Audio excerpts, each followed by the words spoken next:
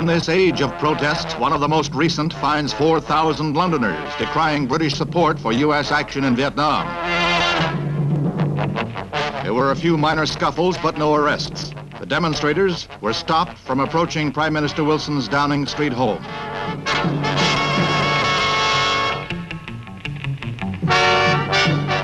Organized by the Campaign for Nuclear Disarmament, mimics of Queen Elizabeth presented mock medals and said the war was a wicked obscenity. Madrid University, scene of the largest anti-American rally in recent years. Posters, leaflets, slogans, and student speeches all carried a vehemence seldom seen here before. Some 3,000 undergraduates attended. An American flag is burned at the height of the demonstration. Both President Johnson and Francisco Franco were vilified. A new low in public protest, added strain on Spanish-American relations. Over 4,000 anti-hate people jammed Detroit's Belle Isle Park in another example of the recent social phenomenon that's sweeping the country. It's a giant love-in, close relative to the be-in. Sort of a happy happening laced with the rites of spring. Slogans were just as frank as ever. Hippies, would-be hippies, and just plain folks made a colorful scene with wild costumes, uninhibited dancing, and general high frolic.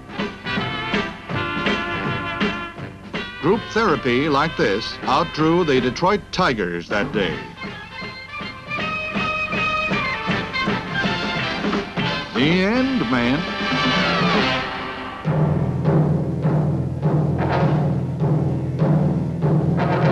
Official U.S. Navy films show our jet fighter bombers plastering North Vietnam communication and boat repair facilities.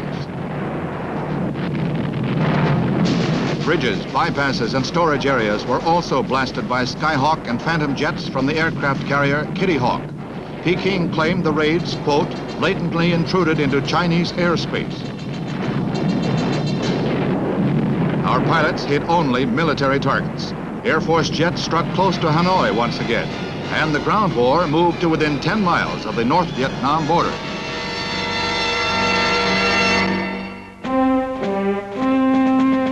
Hundreds of thousands of Russian soldiers swing through Red Square in the annual May Day parade under a bright, sunny sky. The 3-hour march draws red leaders and huge crowds of citizens. No new weapons are displayed in the procession on this traditional Russian labor holiday. Premier Kosygin's wife died while he reviewed the military might of his nation.